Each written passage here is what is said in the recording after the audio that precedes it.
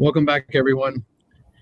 Next up, we have Kara Thorpe, who is the Public Affairs Specialist for AAA Texas. She's going to talk to us about the Don't Drive Intoxicated, Don't Drive Intoxicated campaign. Kara? Thank you very much. I'm happy to be here with you all this afternoon. Let me go ahead and share my slides. The information I want to go over today is a lot of the data and the research that we did as an organization that went into planning the different iterations of this campaign. It's changed a little, over the years and things. Some of you probably saw it before COVID at one of these summits. But we have different videos and additional initiatives that we have created based on the data that I'm going to show you guys today. And I'm hoping that, this data and the research that we collected may be able to help all of you when it comes to planning your own public outreach campaigns or initiatives. Let's go ahead and get started. So, of course, we have the data. It's actually, I learned this morning, 487 people were killed. And I think it is, 95,000 crashes, almost 96. And of course, we all know that texting is just part of the problem. Distracted driving involves a lot of other behaviors, including viewing and updating social media, using maps and navigation tools, playing music, switching music, taking videos, and taking photos, all of which people are doing on our roadways. So our AAA Foundation for Traffic Safety does a study every year, and we ask a group of drivers, we survey them and say, how do you feel about this other people engaging in this behavior, behind the wheel? And then we ask them, well, have you yourself engaged in any of these behaviors behind the wheel? So our most recent survey in 2022 said 92% of respondents to our survey said that they thought that texting while driving is extremely dangerous. 93% of them said that reading on a handheld phone while driving is extremely dangerous. 77% perceived that holding and talking on a cell phone while driving is very or extremely dangerous. And 17% said that hands-free use of phones while driving is very or extremely dangerous. However, in the past 30 days, those same respondents, 26% of them said that they had texted or emailed while driving. 36 of them said that they had read a text or email. Both sent and read a text or email while driving. 37% admitted to talking on a handheld phone while driving. 57% admitted to using hands-free technology to talk, text, or send emails while driving. So it's very much a do as I say, not as I do type of attitude among drivers. They're recognizing, oh, that's terrible when people, drive distracted when they text while driving. But then people are still doing it themselves. The same Traffic Safety Culture Index survey that we did in 2022 kind of reiterated what Jamie White said this morning. You have the age groups broken down here on the left. So the most common age group for offenders of distracted driving are those age 25 through 39, according to our research. So they're not necessarily the teens. They're the people. They're the parents, the workers, things like that. And we'll see a little bit later on. Parents are likely to text, when they have children in the car. So that is something that we try to address. So the campaign is called Don't Drive Intoxicated, Don't Drive Intoxicated. The purpose of it was to educate drivers about distracted driving behaviors and its consequences, also to inspire people to change their attitudes and behaviors towards it, to encourage passengers to speak up when the driver is driving distracted. Also, we wanted to build public support for stronger laws and better enforcement over the long term. And we really wanted to bring it home to people. If you ask anybody, is drunk driving bad? Impaired driving, they'll say, yes, it's terrible, never do it. So we wanted to make distracted driving as socially unacceptable as is impaired driving to people. Before we embarked on the process, we did conduct quite a lot of market research and focus groups. In fact, we did it before we created the campaign. We did it at kind of a midway point, and we did it. The most recent data you'll see is from February 2020. So this is just some of the feedback from our focus groups that were conducted in Dallas and Irvine, California. A lot of people, indicated that they had conflicted feelings about using the phone while driving. They know it's safe, but they do it anyway, is what they said. They hate when others do it, but they do it themselves. They hate the risk, but they love the convenience, is what they said. Only a few people said that they never use the phone while driving. And those people are more likely to be over the age of 55 without kids at home and not necessarily employed full-time.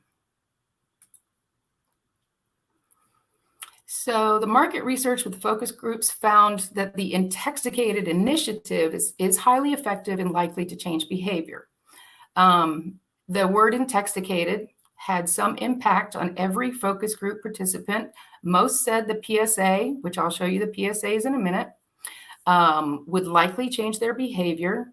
They liked that it was unique due to the comparison with drinking and with, talking about risks for children and the use of statistics. They liked the intoxicated term, and they thought that the PSAs elicited strong emotional responses. One person even said, the PSA was an aha moment for me.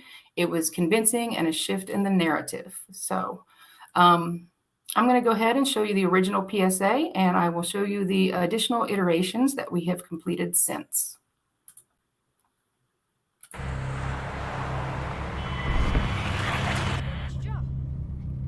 You wouldn't do that. So why do you do this? Distracted driving kills an average of 9 people and injures over 1,000 every day in America. Put down your phone. Lives depend on it. Don't drive intoxicated. Don't drive intoxicated. A sobering message from AAA. Okay. You all have probably all seen that before. That's the one that I showed several years ago at the TxDOT Summit before COVID. And so we did, our first surveys were conducted prior to the campaign, February, March of 2019. Subsequent surveys were conducted in June of 2019 and February of 2020. We surveyed drivers in Alabama, California, Missouri, Maine, New Hampshire, Vermont, Pennsylvania, and Texas. About 300 drivers in each state. The ages ranged from 25 to 59. And we were talking to drivers who drove at least 20 miles per week and those who claimed that they sent or received about 5 text messages daily. So one of the questions, that we asked them, and you can see these are results only from the most recent survey, February 20 of 2020. Why do you choose to use your smartphone or other device while driving? So the data here shows the first one here, you can see the first group, the highest group, 53% of respondents said, I can drive safely and talk on a smartphone using hands-free device, keeping both hands on the wheel. Second, most common response, the highest response was, I'm more likely to use my smartphone or other device when I'm driving alone. And as you can see, you can probably see, but I'll go ahead and go over them. If I get an alert or a message while driving, I always check my smartphone or other device right away. 15% said that. People expect a quick response from me while I'm driving. 12% of people, respondents, indicated that's why they use their cell phone. Using a smartphone or other device while driving helps me be more productive. 13% admitted to that. I can multitask. 18% admitted to that. Almost everyone is using their smartphone device or other device while driving. 9% said, well, if everybody else is going to do it, so am I. I'll miss out on important things if I wait and pull off the road before using my smartphone. That's 8% of people are concerned about that. I only need one hand to drive safely. 4% of the respondents said that. And it helps me to pass the time when I am bored. 17% admitted to that. And 19% said that they use it for other reasons, such as navigation, music, that kind of thing. So basically, half of respondents said that they use their smartphone hands-free. But the second most cited reason for driving intoxicated is when drivers drive alone. And we think, of course, the reason for that is everybody knows this is dangerous behavior behind the wheel, and they feel like they're going to be judged by their passengers for doing something unsafe. So most people, when they text and drive, they do it alone, according to our data. Another question we asked, how do you feel about using your smartphone for texting, emailing, updating social media, or navigation while driving? This is the percentage of people in each state who said it is never okay to use your smartphone for texting, emailing, updating social media, or navigation.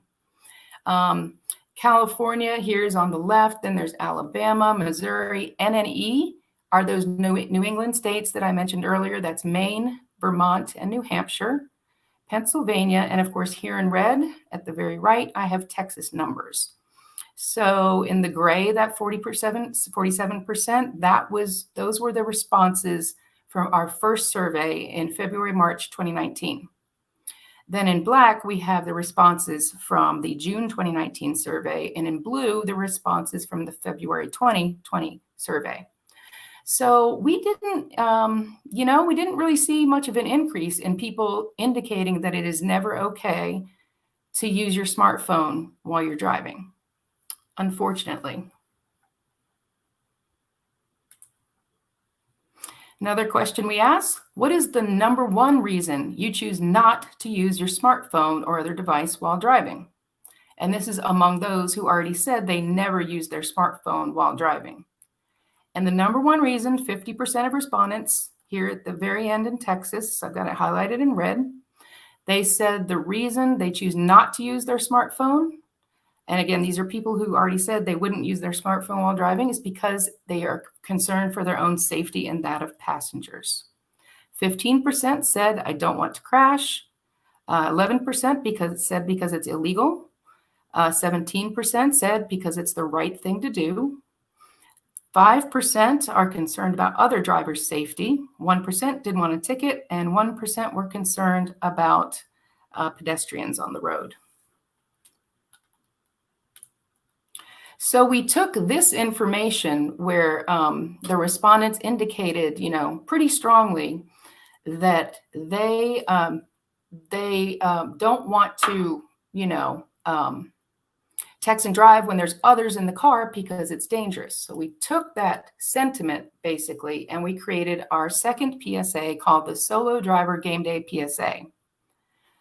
And I'm going to go ahead and show that to you all. Oops, wrong one. Hang on.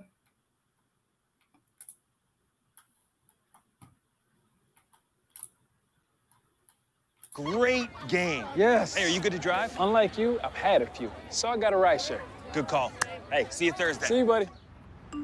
We know it's never okay to drink and drive. Now we need to remember that it's never okay to text and drive. Studies have shown you're distracted for up to 27 seconds after using your phone.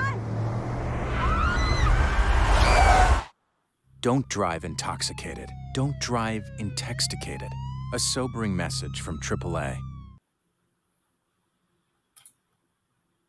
Okay. Some additional questions that we asked the survey respondents was, do you ever discuss distracted driving with your friends or family? And this is the percentage of people who said yes. So in Texas, in the June survey of 2019, 66% said that they have talked with friends or family about the dangers of distracted driving. 62%, it actually fell from June of 2019 to February of 2020, and only 62% of Texas respondents indicated that they have had this conversation with their friends or family.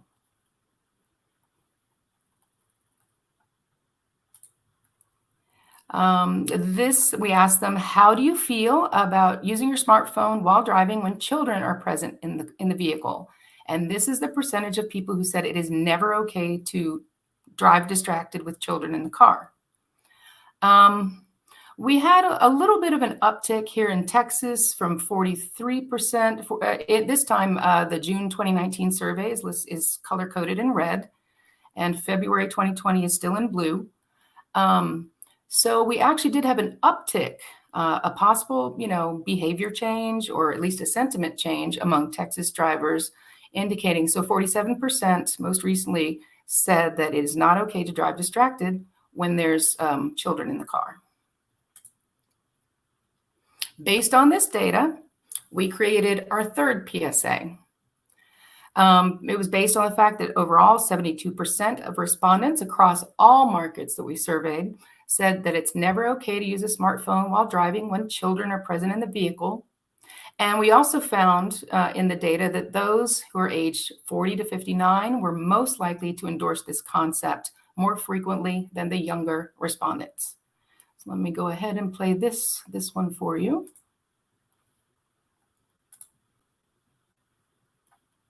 It's you. Everybody that home runs, huh? Hey, pass me the keys, Rob. I haven't had anything to drink. Good idea. We've learned to speak up to prevent drinking and driving. So why don't we speak up to prevent texting and driving? The results can be the same. Speak up. Lives depend on it. Don't drive intoxicated. Don't drive intoxicated. A sobering message from AAA. Okay.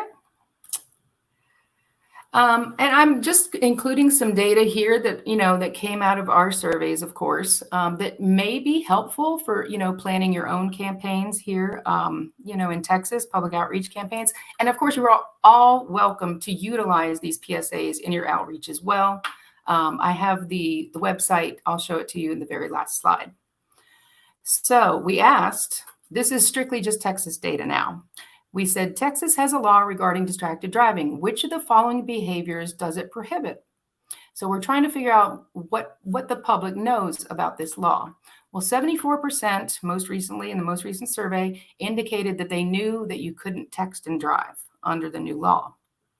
55% said that they knew that you can hold a smartphone to, make calls and send texts and things like that, according to the law. Holding a smartphone to look at social media, the 60% of the public actually thought that the law, had prevented that from looking at social media while you're driving. Holding a smartphone to type or look at an email, 61% said that is not allowed under the new law. Using a smartphone or other devices at stoplights or stop signs, only 38% of people thought that you could do that. Talking on a smartphone using hands-free or Bluetooth, 16% indicated that they thought that was part of the law. And 10% indicated they have never heard of this law whatsoever. Again, this was in February 2020, but our statewide our texting and driving law went into effect in September of 2017. So we still have a lot of misperceptions out there, that, we could address in a lot of our public safety campaigns. We asked about driver penalties for driving distracted. So overall, 4 in 10 were unsure of the penalties for breaking the state distracted driving law. Non-AAA members, about 52%, 49% of women, and those aged 40 to 59, and those who don't text very often on a daily basis, report not being sure of the penalties more frequently than their other demographic counterparts. So 25% of Texans at the most recent survey indicated that they are aware of the first fine for violation of texting while driving is $25 to $99. 47% indicated that they are aware that the second fine or subsequent violation fine is between $100 and $200. And 4% of people actually thought or know that the violations for distracted driving don't actually result in a point on your driving record, which is reported to insurance companies. So, it's interesting that a lot of people don't know about the first violation of our statewide texting and driving ban, but almost half, 47%, know that, for second and subsequent violations, you're charged more, between $100 and $200. So again, just, maybe, and an issue that we could incorporate in some of our public outreach campaigns and some clarification on the penalties. And then we said, the Texas distracted driving law does not currently include the penalties listed below. If the law were updated to include these penalties, how would it impact your behavior? So in blue, you're seeing increased driver premiums, insurance premiums, and in red, you're seeing police report violation to insurance companies. So I would stop using a smartphone or other device while driving. 37% said they would do that if there were increased driver insurance premiums associated with the law. And 38% said that they would, change their behavior if there were a police report reporting the violation to their insurance company. So the numbers kind of go up quite substantially when you throw in penalties and especially, points on your driving record. And if your insurance is going to go up, money is a very good motivator. When we asked, so about 21% on both ends said they would switch to hands-free technology when driving if there was a police report violation sent to insurance or if they incurred increased insurance premiums as a result of violating the law. I would use my smartphone or other devices less while driving. Only 9% indicated that they would do that if their insurance premiums increased, and only 11% indicated that they would do that, if a police report were sent to the insurance company. I would start using an app program that sends automatic DND messages. So 12% said they would do that if their insurance premiums increased. 13% said that they would do it if there were a police report sent to their insurance company. And 17% basically said they wouldn't change their behavior at all.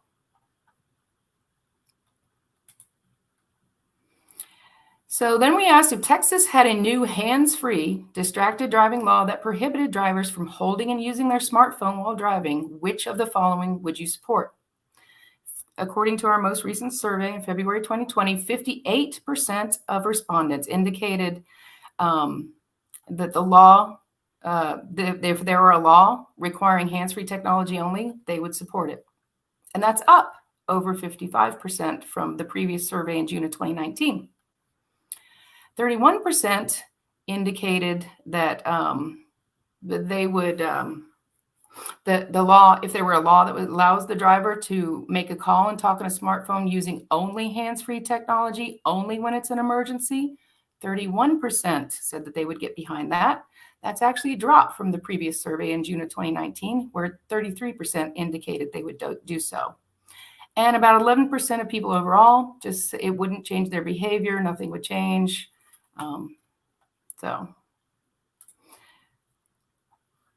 So our recent iteration of our Don't Drive Intoxicated, Don't Drive Intoxicated campaign actually focuses on the DND feature that's built into your smartphone. We call it the Driving Focus app. And we conducted a survey recently, nationwide survey, the drivers over the age of 18. The purpose was to gauge awareness and a utilization of this feature on your smartphone while driving, understand why drivers don't use the technology, and understand if we can help make a change in their behavior with regards to utilizing the technology. So aside from those 65 and older, most people keep their phone in sight while driving. These are broken down by age groups. As you can see, the first column here, age 18 to 29, 78% drivers keep it, in their lap, their cup holder at, within reach, basically, while they're driving. Drivers age 30 to 39, 80% keep it in sight. And that kind of starts declining at around the age of 40, 50, and 65 plus, of course. At that point, a majority of drivers are putting it someplace where they cannot reach it, or they just don't use it at all. And so most people were not aware of the Do Not Disturb feature, or the Driving Focus feature, as we call it, indicating, that increasing awareness of the feature is likely to have a large impact. But the thing is, aside from the younger drivers, age 18 to 29, most people are just not using it while driving. So the younger age group, 18 to 29, are the ones most likely to use it at 26%. And you can see really, really low numbers, as the population ages here. In light blue here, we have, yes, I sometimes use it. Still, 33% of the younger drivers said that they sometimes use it. And you can see the numbers kind of vary in that category over the other age groups. In light gray, that's no, I've never used it. No, excuse me. In light gray, that is, I use it in the past, but don't use it anymore. 7% with the younger drivers, 14 for drivers age 30 to 39. And, pretty minimal. But the most, I think, shocking piece of information we got out of this is no, I never use it while driving. 34% of the young group indicated that. 56% of drivers age 30 to 39 indicate they don't use their DND feature on their phone. 40 to 49 years of age, 52% don't use it. Over the age of 50 to 64, 58% don't use it. And over the age of 65, 79% don't use it. But keep in mind, these people, they've got their phone out of place, out of sight, out of reach for the most part. So overall, we looked at the data. We found that more than 50% of respondents said they never use driving focus features on their smartphones while driving. Most drivers under age 65 keep their phone in sight. Most drivers 65 and over stow their phones away, out of reach. And of those who are aware of the Do Not Disturb or driving focus feature on their phones, the biggest users of it are the younger age group, age 18 to 29. And 59% of those said that they usually or sometimes use it while driving. Among the reasons drivers gave for using it, they said that it's a safety precaution. They don't want to drive distracted. Some said the feature is just automatically enabled, therefore they use it. And some people use it to prevent notifications from blocking their navigation or from blocking CarPlay or something like that. Among the drivers who don't enable driving focus while driving, the reasons for not using it are: I'm able to ignore my phone while I'm driving. I use Bluetooth if I need to answer a call. I just don't think to turn it on. And I need to be reachable in case of an emergency because of my kids, my family, my work, etc. Of those who are aware of the driving focus on their phones but don't use it, the top reasons that would make them reconsider are if there was a legal requirement to use it, if they received a monetary reward to use it, or if the feature was automatically enabled. In other words, it sensed when you began driving and just put that mode on automatically without the driver having to think about it and do it themselves. So we do have a new tip card with this data on it. This is kind of a picture of it. So I don't know if you can see, but on the right here, it says 81% of drivers are aware of the driving focus feature. However, the 54% reflects the percentage of drivers who actually use it. So only about half use it, even though 81% are familiar with it. So this is an opportunity, I think, for us, at least for AAA, to reach out and say, this is a great feature. It keeps you very, very safe. And you know what? It shows other people that you care about staying safe on the road because, when they call you or they text you, they get the message saying, hey, I'm driving right now. I'll call you back. So this is our latest iteration of the campaign. This is our latest message and outreach. And on the next page, I will show you where you can get some of these brochures or tip cards for yourself for free.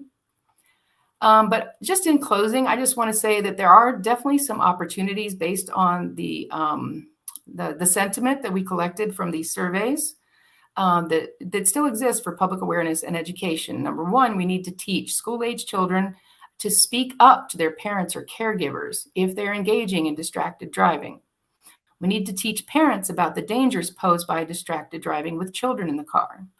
We need to educate drivers about the utilization of the driving focus and other DND technologies. We need to educate the public on what specific behaviors the statewide texting and driving law prohibits. And there's a need to educate the public on the penalties for violating that statewide law. And this is where you can find all of our information. AAA.com, don't drive distracted. The videos the PSAs you saw are on this first link. We currently have our school safety campaign going on right now, which we basically just provide free back to school safety tip cards, brochures, things like that to anybody who wants them for free. This is where you can order our new Driving Focus or DND tip cards. Go to AAA.com/school safety. And this campaign runs through October. We also have additional traffic safety brochures and things that are not necessarily school focused at AAA.com/safety materials. And this is my contact information should any of you have any questions. That kind of completes my presentation. Let me see if we have questions. It looks like we might.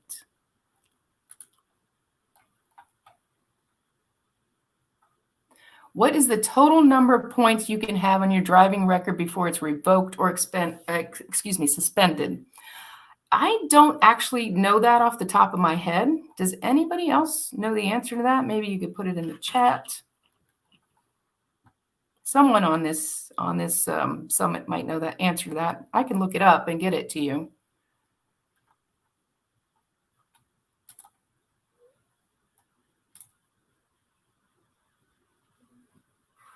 And if you have any questions, please feel free to ask.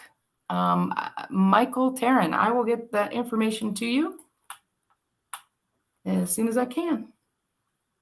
I have to contact our driving school.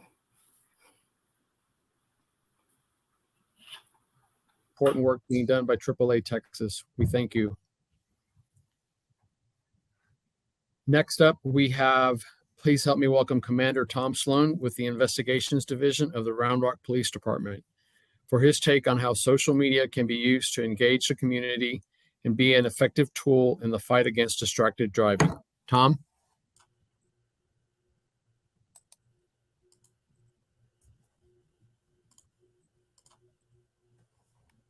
Hey, hello, everyone. I was going to type in the information based on when you can get your driver's license suspended. It's kind of a sliding scale, but it's 8+ points, 4 moving violations during a 12-month period. And it looks like Maria may have answered that. So thank you for doing that, Maria. Let me get my presentation ready here. I apologize. I was trying to help out.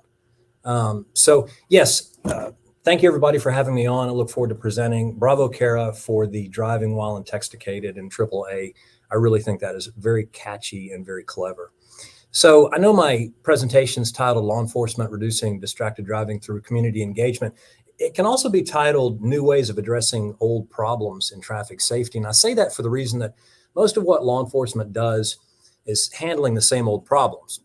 We have the same old problems associated with various criminal activity and public safety items, and traffic safety, for that matter, is no different. And we try to be as pragmatic as possible as police leaders when it comes to police work and addressing community concerns. And so what is the same old problem with traffic safety? Well, one of the same old problems that is a contributing factor to vehicle crashes is the theme for this seminar. It's driver inattention. Driving is a divided attention task. I mean, there's a lot going on inside the vehicle with inputs to the brain from the road, traffic conditions, and those inputs being decoded and messages being sent from the brain to the body to steer the vehicle, maintain, decrease, or increase speed, brake, merge, etc. There's just a lot going on. Famous military strategist, and he was a United States Air Force colonel. Some of you may know of this individual, John Boyd. He termed the cycle of decision-making as the OODA loop, and that is to observe, orient, decide, and act. And with all of this going on with the simple task or not so simple task of driving, additional stimuli we create for ourselves is dangerous and leads to crashes. And in our investigations over the years, I was a traffic cop for many years, we have what's called a sympathetic response. And if you're driving with a phone in your hand, so you're driving with your left hand and you got a phone in your right and you drop that phone and you reach, a lot of times the impulse is for the sympathetic response. One hand is doing, the other hand's going to do, and you jerk the steering wheel and merge onto either oncoming traffic or in an opposing lane, and you have a crash.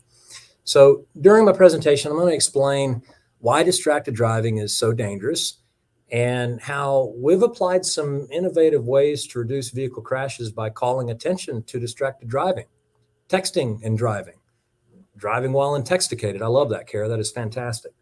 Well, as the introduction mentioned, I'm Tom Sloan. I'm currently the commander for the Round Rock Police Department Criminal Investigations Division and SWAT negotiation team. But before I had the commander rank and was over these elements, I supervised the traffic unit as a sergeant. It was in the traffic unit that I applied, hey, let's see if this works strategy of handling the challenges of reducing vehicle crashes. Our city conducts surveys every 2 years, and the latest survey when I took over the traffic unit indicated congestion and traffic safety were the largest concerns for citizens polled. Congestion and traffic safety is caused by crashes, and our analysis of data indicated that we were expected to have another 4% increase of crashes the next year. We had been on a steady trajectory of 4% increases of crashes and fatalities the last several years, and this was keeping pace with our population growth. One of the main causes of these crashes, well, you guessed it, it's driver inattention from distracted driving, texting and driving. I'm going to show you an example or two of driver texting while driving and believing, hey, I'm not really doing anything wrong. This is a harmless activity that ends up causing a whole lot of problems.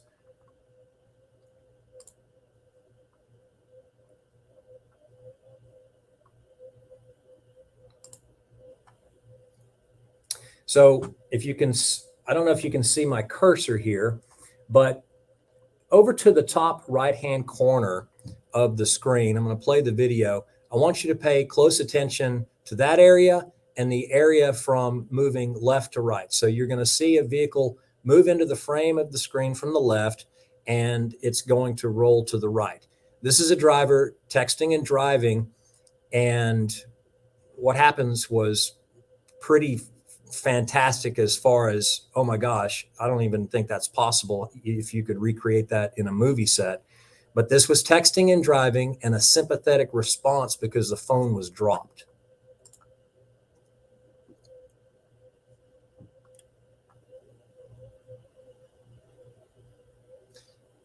This is surveillance video from a restaurant around noon in the city of Round Rock, and that's Lewis Hanna Boulevard.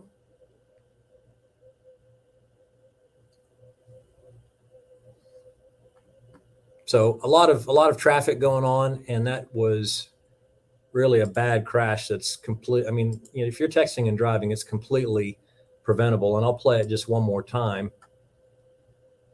Luckily, no one was in that sedan that truck rolled over on top of.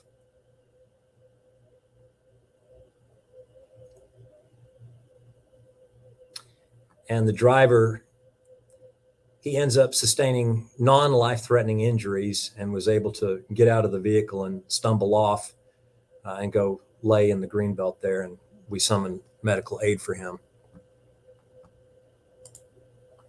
I'll play you another video here of, again, somebody texting and driving, not paying attention, not believing they're doing anything really wrong, that ended up causing a 6-car pileup involving an 18-wheeler in the city of Round Rock on 35. We have 7 miles of the interstate that runs through the heart of the city.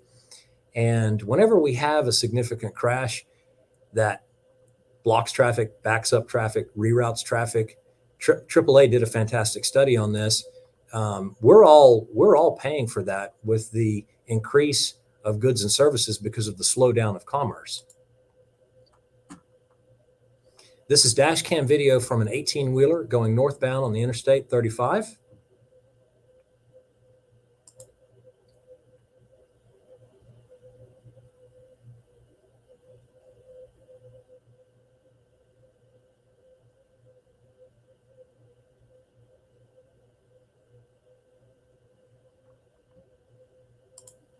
I'll play it one more time. Yeah, 2 more times. Here we go.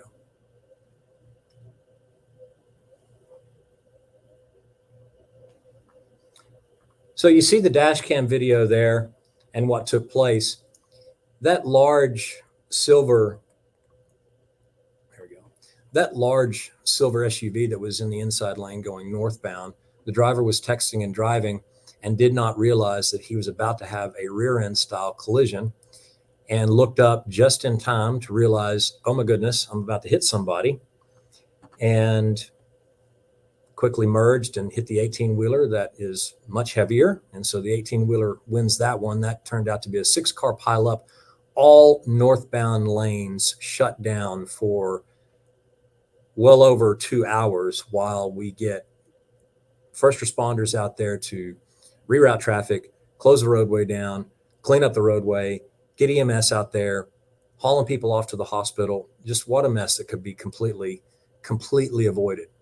So how do we address this? Well, traffic enforcement in the form of officers stopping vehicles for traffic infractions, that's designed to reduce crashes through education, but that's an adversarial form of education. Plus, one really active officer would be lucky to make roughly 1,000 traffic stops a year.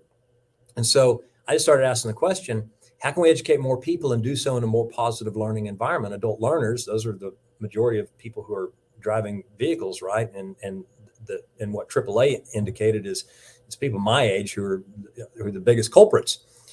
Well, I contemplated the item when I started fielding traffic complaints from our citizens. You consider someone in a neighborhood complaining about speeding, running stop signs, whatever. What do we in law enforcement do when we receive these complaints? More often than not, we take the same old approach to the same old problem, and we get the same old result. We tell the citizens, hey, we're on it. We assemble our team of motors officers, patrol officers, traffic officers. We launch them to the area, stop drivers committing these infractions. Now, chances are we'll either stop the person who made the complaint, or our efforts of stopping vehicles and handling the complaint will not be seen by the complainant, resulting in the complainant believing that we're not doing anything about it or we didn't take their complaint serious. So what do? Well, I'm going to show you what we decided to do and explain the results. Cue the video here.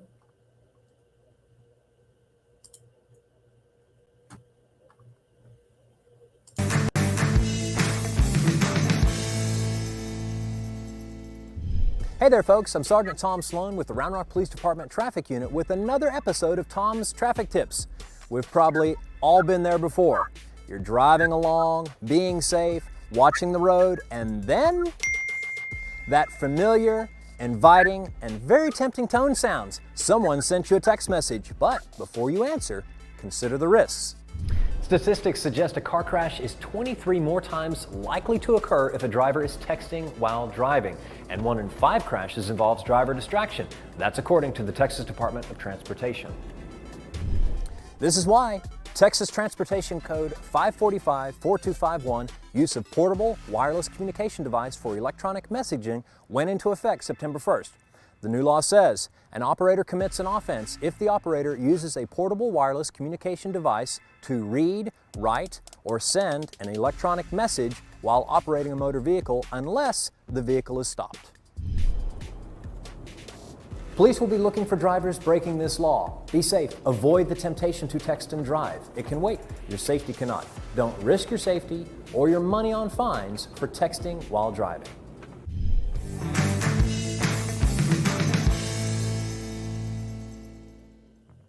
Hey, are you texting? Don't look at me. Look at the road. You see the road? There's a car. We're getting so close to that car. Don't hit the car. Don't look at me. Look at the road. Don't text and drive.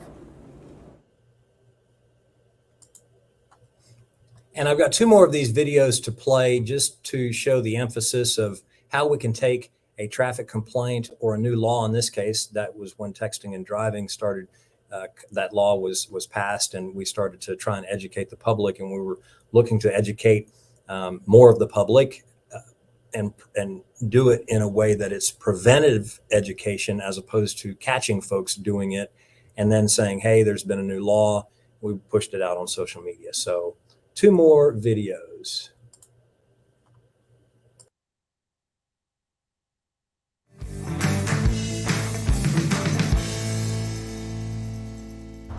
Getting into a crash is never fun, even if it's just a minor fender bender. Now, despite all the routine frustrations associated with personally being involved in a crash, what if I told you we're all burdened by that crash up ahead? Hey there, folks. I'm Sergeant Tom Sloan with the Round Rock Police Department Traffic Unit with another episode of Tom's Traffic Tips. Now, in this episode, we're going to talk about vehicle crashes and the consequences of traffic congestion. In the city of Round Rock, we see anywhere between 3,000 and 4,000 crashes per year. Most of these crashes are rear-end style collisions caused by a combination of fail to control speed, a distraction in the vehicle, most often texting and driving. You're driving down the road, traffic slowing, you're bored, you pull out your phone to read or send a text, and bam! You run into the person in front of you. Now, this action hasn't just impacted you, now the road's blocked, traffic's backing up, and we're all impacted by an action that was preventable. Now, AAA study revealed it costs everyone out on the road an additional $500 a year because traffic congestion from crashes. Now, fuel emissions go up. So does the cost of goods and services because they're being delayed. And it's just downright frustrating to be stuck on the road stationary because someone wasn't paying attention. The Round Rock Police Department is taking steps to reduce these crashes. We've established collision reduction zones in the city where studies have shown have the most crashes. You should start to see signs identifying where officers are working in an effort to stop texting and driving and other unsafe driving practices so we can reduce crashes in our city, keep our roadways safe and open and flowing freely, and making it safe for all to come and go. That's it for this week's episode of Tom's Traffic Tips. Until next time, drive safe.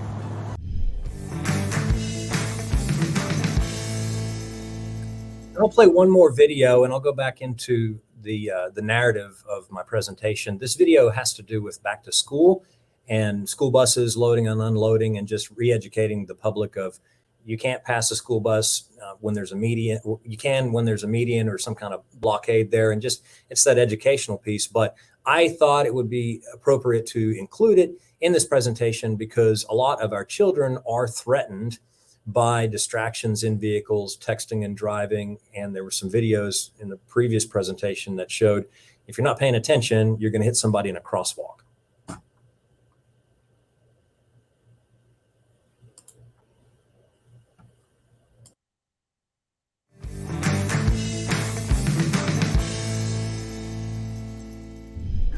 These big yellow buses carry our most precious cargo, and it's up to all of us to ensure they get loaded and unloaded safely. Hey there, folks. I'm Sergeant Tom Sloan with the Round Rock Police Department Traffic Unit with another episode of Tom's Traffic Tips. With the start of school just around the corner, we wanted to take the time and talk to you about some common traffic laws associated with school buses and school zones. Texas Transportation Code 545066, passing a school bus, reminds drivers that it's illegal to pass any school bus that is stopped and operating a visual signal, either flashing red lights or a stop sign, and may not proceed until the school bus resumes motion. The operator is signaled by the bus driver to proceed, or the visual signal is no longer activated. Now, this applies to vehicles traveling on both sides of the roadway, where there are lanes coming and going. Now, the exception is when there is a physical barrier between the lanes. Then, only vehicles going the same direction as the bus are required to stop. Here's some Tom traffic tips drivers can take to help keep children safe. When driving in school zones, watch out for student pedestrians, slow down, and watch for children congregating near bus stops. Look for children who might dart into the street without looking for traffic. And a tip for our students on the way to school: stay off that cell phone when you're crossing the street. In addition to that, remember school zones have decreased speed limits when the school zones are active. There are signs placed throughout the city designating school zones with times listed when they're active. And one more thing, Texas Transportation Code 545425 details the use of cell phones when driving in an active school zone is prohibited unless it's hands-free or the vehicle stopped. Well, that's it for this week's Tom's Traffic Tips. Until next time, drive safe.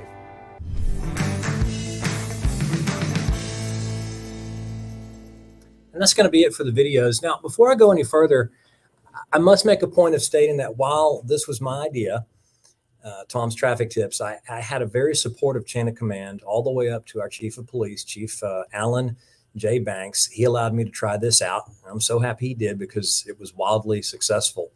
We were able to reduce crashes so that they were not tracking with the population growth.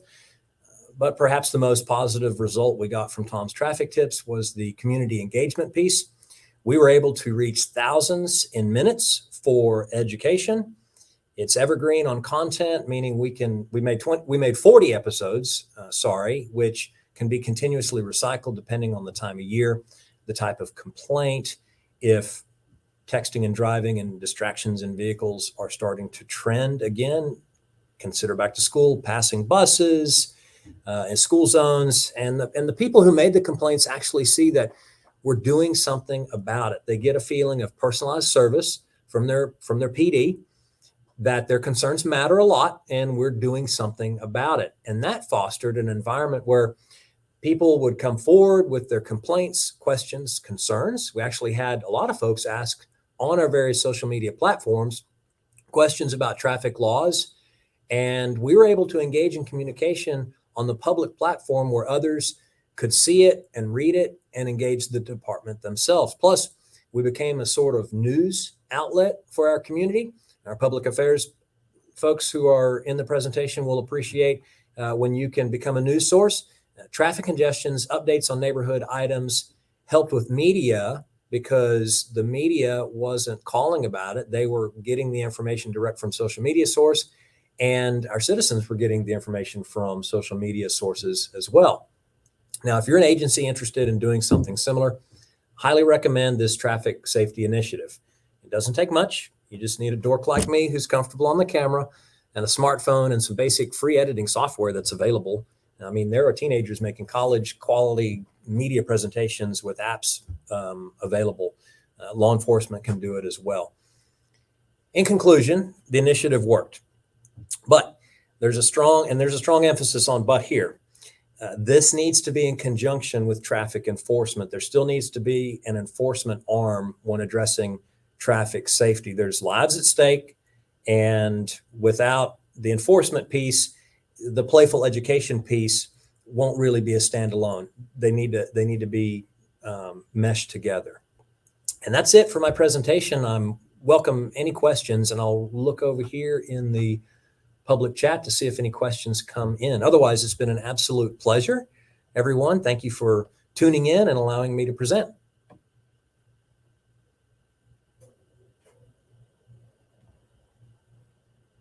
Driving and engage communities.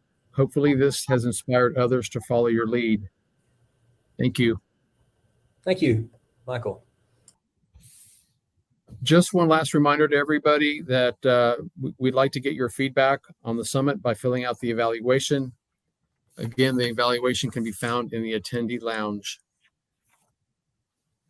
As we start to wrap up our day, I would like to ask Letty Von Rossum to give our closing thoughts. Thank you, Michael.